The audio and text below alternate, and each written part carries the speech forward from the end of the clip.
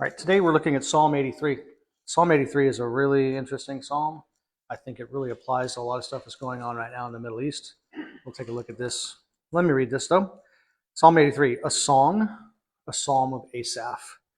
O God, do not remain quiet, do not be silent, and O God, do not be still. For behold, thine enemies make an uproar, and those who hate thee have exalted themselves. They make shrewd plans against thy people, and conspire together against thy treasured ones. They have said, Come, and let us wipe them out as a nation, that the name of Israel be remembered no more. For they have conspired together with one mind. Against thee do they make a covenant, the tents of Edom and the Ishmaelites. Moab and the Hagrites, Gebal and Ammon and Amalek, Philistia with the inhabitants of Tyre. Assyria has also joined with them. They have become a help to the children of Lot. Selah. Deal with them as with Midian, as with Sisera and Jabin at the torrent of Kishon, who were destroyed at Endor, who became as dung for the ground. Make their nobles like Oreb and Zeb, and their princes like Zebah and Zalmunna, who said, Let us possess for ourselves the pasture of God. O my God, make them like a whirling dust, like chaff before the wind, like a fire that burns the forest, and like a flame that sets the mountains on fire. So pursue them with thy tempest, and terrify them with thy storm. Fill their faces with dishonor, that they may seek thy name, O Lord. Let them be ashamed and dismayed forever. Let them be humiliated and perish, that they may know that thou alone, whose name is the Lord, art the most high over all the earth. All throughout the Psalms, we see David and others asking God to go after his enemies. And in this psalm right here, you see a listing of 10 nations. This is important because these nations individually have come against Israel. Collectively, not a complete collective, but individually they've teamed up with other ones who are on this list. But they have yet to come together, all of them at one time. They will, though. There's coming a day when there will be 10 nations, 10 kings that will arise, and they'll come against the children of Israel. And it's at that time that the Lord will arise, and he will conquer all of his enemies. We find this in the book of Daniel. This is the statue of Nebuchadnezzar, that he has a dream. And the very end part of that dream is he sees a rock cut without hands that comes from the heavens, crushes the entire statue, and it lands on the toes. And so it starts with Babylon, that's the head of gold, and then it goes down Persia, the Greeks, the Romans, and some people would include Islam. And so there's a large congregation as it gets down and further and further and further to the bottom from the head of the statue. You go from gold, which is more precious than silver, which is more precious than bronze, all the way to iron and clay. And then at the very end, the iron and clay attempt to mix together, and there's no mixing of that. It's not substantial. So what you really could say from just a quick interpretation of that particular dream is the nations that were enemies of God were much stronger at the very beginning. They had more power at the very beginning when they started coming against the children of Israel. But as they get further on, there's this whole thing where they're trying, they're coming together, they're making an uproar, they're making plans, and God's saying you're nothing, And to the end of that, all of these will be destroyed. So let's look at this. Oh God, do not remain quiet. We could ask this question all the time. Oh God, do not remain quiet. We see what's going on in the world right now, and it's crazy, man. Iran has basically been saying for a very long time, we're going to wipe them off the face of the earth. And that's been their goal. And so in response to that, Asaph has been asking that God wouldn't remain quiet. Every time one of these enemies of God's people that God is allowed to come in and, God's used them to discipline his children. Every time that they've come in, there's been somebody who calls out, oh God, don't remain quiet. Oh God, pay attention to your enemies. See, your enemies are here. Do something about your enemies. And every time, God has allowed that to continue for a certain length of time to fulfill what he wanted it to do so that his people would call on him. And then he did answer, and he did judge those nations. Think about Israel right now. It's surrounded on all sides by Islamic countries, and they all hate them. Now, they've got some peace in some ways with some of them. They're pretty peaceful with Jordan right now. Jordan is where the sons of Lot would live. So you go Ammon, Jordan. One of Lot's sons was Ammon. The other one was Moab. And so that was the area on the other side of the Jordan Valley there. Asaph asks, "O God, do not be silent. Do not be still. Your enemies make an uproar. Those who hate you have exalted themselves. They are making shrewd plans against thy people." What's going on behind the scenes as people are looking at Israel and saying, okay, how can we get rid of them? How can we get rid of these people? God's not done with his covenant with Israel. He is going to fulfill every single word of it. Now, there are many people who look at Israel and say, well, they rejected God, therefore the Lord's rejected them forever, and there's no hope, so we might as well go ahead and usher them out and get rid of them. After all, they killed Jesus, right? That's a thought in a lot of Christian circles, and that kind of led to even some response from Martin Luther. Martin Luther hated the Jews. He was a big reformer, but he absolutely hated the Jews. Of course, Hitler comes from Germany as well, where that idea comes down through Martin Luther's writings, and there are a lot of people in the world who have hated the Jews at various times. Have they done the right thing all the time? No. The Bible is a testimony to that. They have rejected their God, and the Lord is allowing punishment and discipline to go on them, but God's not done with them. I was talking to somebody the other day, and I'm like, look, you don't want to get in between the Lord and his dealing with his people, because they're his people. Now, I don't want to be one that God said, I'll bless those who bless you, and I'll curse those who curse you. So our best move is to say, look, we'll bless them, we'll pray for them, we'll pray that the Lord will redeem them, we'll pray that the Lord will bring them to himself. But I don't want to be anywhere in between God and him trying to deal with his people to bring them to himself. I don't want to be anywhere around that, because that's God's job. We should pray for the peace of Jerusalem. We should pray for them. We should pray that they would recognize their Messiah, Jesus, and be saved. We also know what the scripture says. There are many who will live in that complete total rebellion and rejection of God until the very end. They won't see him until they say, blessed is he who comes in the name of the Lord. And they will say that before Jesus returns to save them. But these nations are conspiring together against them, against God's treasured ones. Now, regardless of what people might think about Israel and whether or not they're good or bad, whether they're doing the right thing or not, God said, this is my covenant, and God's going to keep it, even if they're disobedient. Think about how patient God is with us. How many times do we mess up? How many times do we walk away as children of the Lord, and the Lord still disciplines us, he still loves us, we're still his, right? And so the nation of Israel, ethnic Israel, is still the Lord's, and God's going to do what he wants to do with it. He's going to accomplish with Israel what he desires. The mistake that these nations make is they think that they can actually destroy God's people, the children of Israel. So they conspire together. They say, come, let us wipe them out as a nation. Iran basically just said that the other day. They keep saying it, that the name of Israel will be no more. And all these people out there are saying, from the river to the sea, Palestine will be free, or whatever it is. They want to wipe Israel off the face of the earth. Okay? Will they attempt that? Well, we know from the scriptures that they will.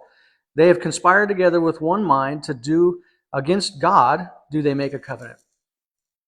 They're making a covenant with one another. And I don't know what's going on behind the scenes. I don't know what they're saying in closed-door meetings. I don't know what they have planned. But we know from the scripture that there are people who are conspiring against God. They're conspiring against the nation of Israel because they want to get rid of the nation of Israel. And they may even come and say, hey, look, we want to have peace with you.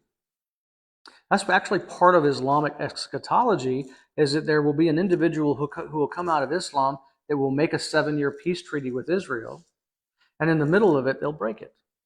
That's written in their eschatology. So they're expecting someone to come. They'll make a false peace. the false peace is there so that they can stab them in the back, so to speak, and then they'll take them over. So they've conspired together with one mind against God. They make a covenant, and here's the nations: Edom, the Ishmaelites, Moab, Hagrites, Gebal, Ammon, Amalek, Philistia with Tyre, Assyria, and the children of Lot. That's not nations like Jordan and Saudi Arabia and Lebanon and Syria, not in the sense that we understand it. But Israel is fighting against Gaza, and that's Philistia. They're now in Lebanon, and that is Tyre. That's the inhabitants of Tyre, right off the coastline of Beirut. So where's the Ishmaelites? Where are the Hagrites? Well, that's the Islamic nations that surround them. All of these people, if you look on a map, Amalek, I mean, we had Netanyahu saying that we're going to wipe Amalek off the face of the earth. These groups of people are all around them. And these individuals, these nations, national identities, that's really the big issue in Gaza, is those people are saying, this is our land. And if you go back far enough, Gaza was the Philistine territory. We know that, right?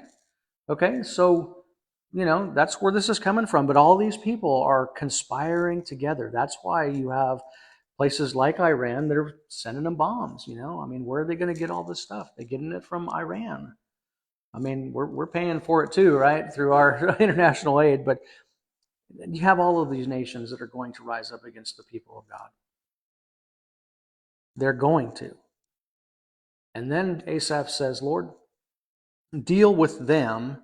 And then he gives some examples. There was a situation that happened at Midian. Sisera and Jabin were destroyed. The torrent of Kishon, it was a river that flooded and just wiped them out. God, he's saying, God, just wipe them out.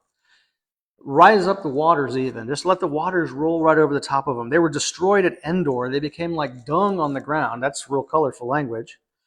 And then he says, make their nobles like Oreb and Zeb, Zeba and Zalmunna. And you have to know a little bit about Israelite history to understand what he's saying here. There were events that happened in the past where God wiped these armies off the face of the earth, just like he did with the Assyrians in one night. This is what Asaph is asking, that the Lord would just remove them. Now, the conquering of the Assyrians would be yet future for Asaph. But God would do that. And so Asaph is asking, Lord, these people want to wipe us off the face of the earth. Will you destroy them? Will you just wipe them away? And he's asking them, they've said, let us possess for ourselves the pastures of God. They want that land. I don't know why they want that land, other than that's the land God chose for his people. This becomes hotly contested real estate because God says it belongs to somebody, himself. So he's like, look, just get rid of them. Make them like the whirling dust, the chaff before the wind, the fire that burns the forest. Make it like a fire tornado. Just consume them with this huge fire and smoke and dust. That's pretty stout. I mean, he's just asking that the Lord would come down and conquer his enemies. If you have ever seen a house fire or a forest fire or a fire that's large, you know what this looks like.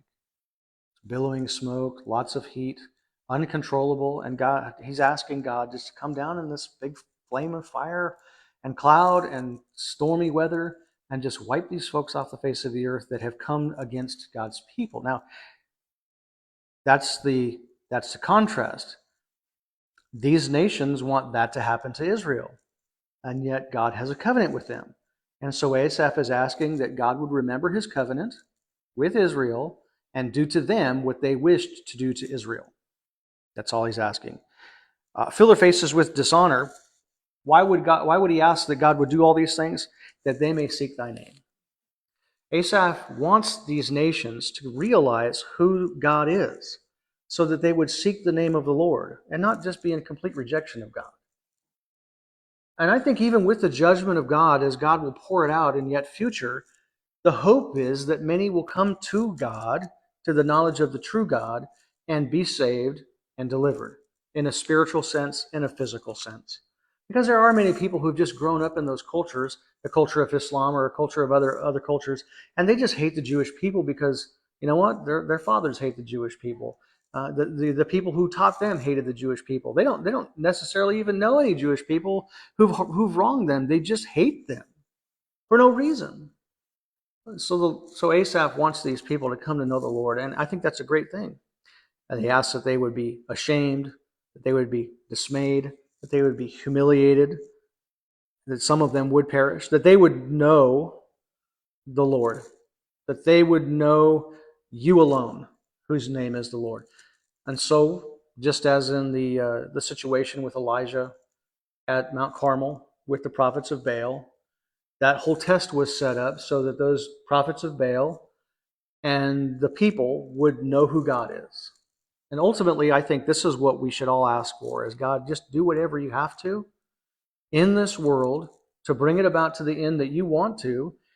Do whatever it takes, Lord, so that these people will come to know you. And when you pray that way, you have to understand what you're asking. What you're saying is, Lord, just bring them to the bottom of themselves. And if that means that these nations lose their armies and they lose the war and they lose their fight, but the individuals within it come to know the Lord, isn't that worth it? Because what is this life if you die and you bust hell wide open and you go off into eternity without Christ? What is this? So we desperately need the Lord. Asaph was just asking that God would come against his enemies so that they would know who he is. I think that that's a very good request. And so I think that there's going to come a point here before too long that the people of Israel, because of their situation, will start calling out to the Lord, Lord, will you please show up? They've been living in such rebellion for so long that sooner or later the pressure cooker is going to raise it up in temperature and the fire is going to get hot enough, and they're going to start asking for God to show up himself, because man can't figure out how to fix this problem. And everything that we do just makes it worse. Only the Lord can fix that. That's really what Psalm 83 is about. That they may know thou alone, whose name is the Lord, art the most high over all the earth. He's most high over all the earth. And that's something that we should be praying for everybody we know. Because even in our own nation, there are people who are so against God. And they desperately need to know Jesus before their days come to a close. And you and I can't make them come to know the Lord. All we can do is share the gospel, that they desperately need Jesus because they're sinful and the Lord can save them. But the Lord can work in their life and in their situations to bring them to himself. Only God can do that. Our responsibility isn't to save anybody. Our responsibility is just to share the message and let God take care of the rest of that. And I believe he will. So that's Psalm 83.